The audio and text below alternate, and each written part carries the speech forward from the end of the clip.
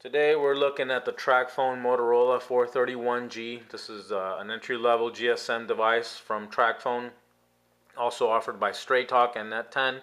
For Straight Talk you can use a $30 card.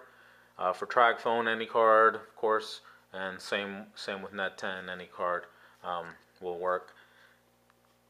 Now, as you can see, it's full QWERTY, so that's the main selling point here.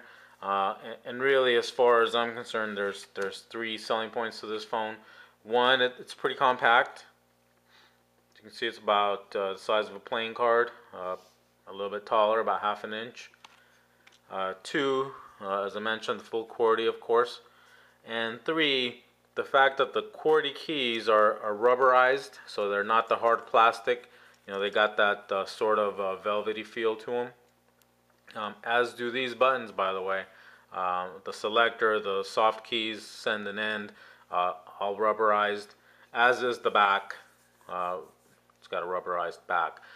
Specs wise, really all really there's to talk about is the fact that one, it supports a micro SD card up to 16 gigs. The phone does not come with one. You will need to buy one separately. And two, the camera, that's 2 megapixels, and it does record video. As far as the layout of the phone, you know, pretty standard Tracfone fare here. You got soft keys, selector, navigation key, this outer ring, send end, volume on the right. There's no camera button, by the way. Micro SD,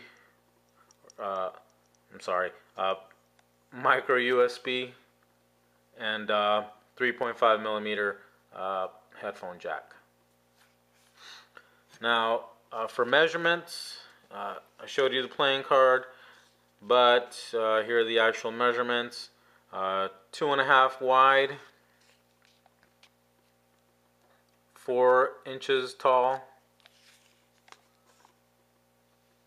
about ½ inch thick. The screen is about 2 1/4 diagonal.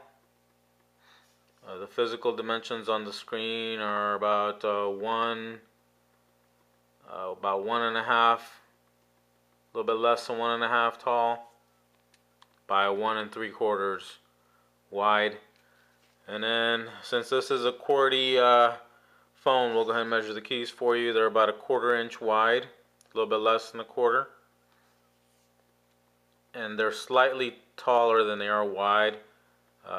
So as you can see, width, they're about a little bit less than 1/4, and height, they're about right at 1/4.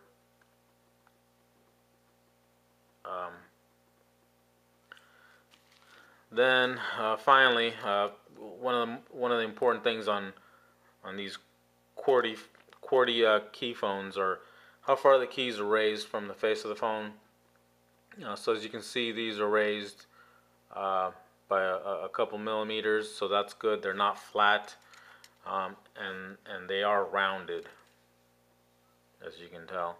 So they're pretty easy to locate, and the rubberized feel to them makes them you know, easy to find, and they feel pretty good on your fingers.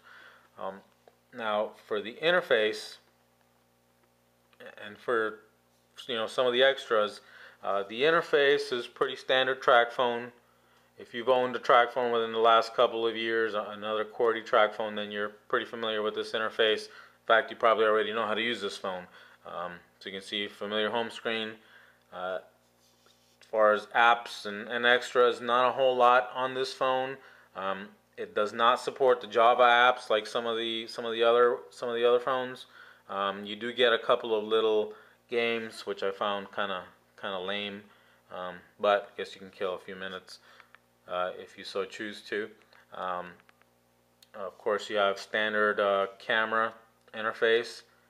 It does have a zoom, and it does have a couple of little extras here. Video recorder. As you can see, a couple of little extras here, but overall the camera is is pretty similar to all the other Tracfone devices of this nature. And then finally, we have the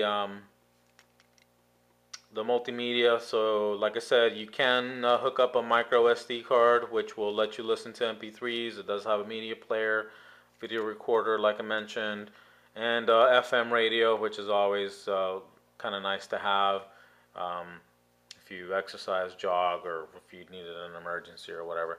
Now, keep in mind that the FM radio is going to require a headphone jack or headphones. The phone does not come in headphones; it only comes with the charger.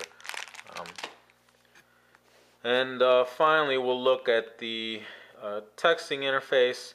Now, in my mind, that's kind of where this phone falls short, is on the texting interface. When it comes to texting, I think most people want to do it as quickly as possible. They want to get their text written or composed as quickly as possible. And this phone kind of makes it hard to do that.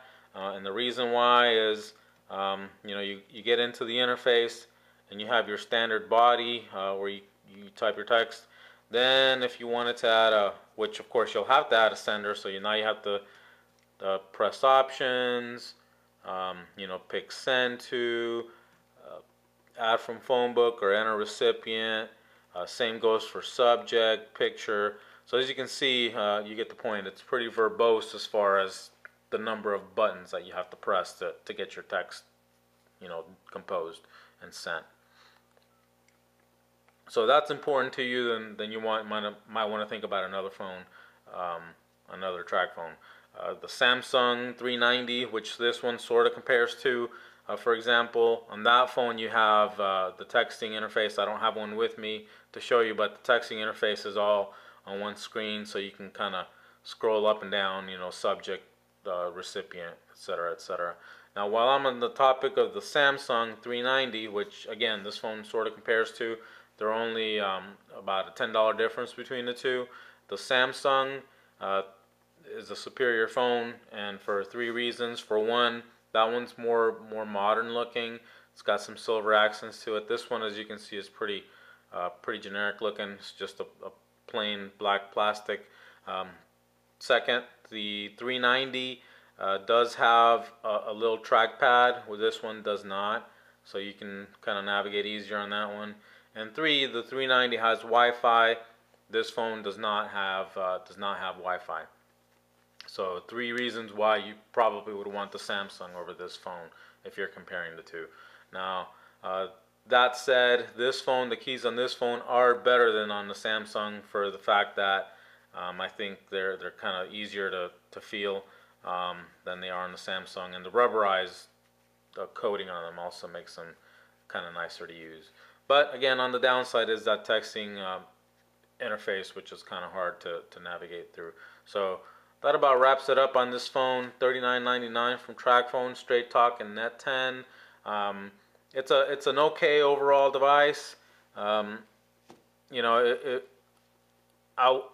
not gonna say it's the best phone. It's certainly not the worst phone. For the $39.99, I think you get what you pay for. But if you are gonna go with the Tracfone full QWERTY, I would steer you more towards the Samsung 390 because it's really a better value than this phone.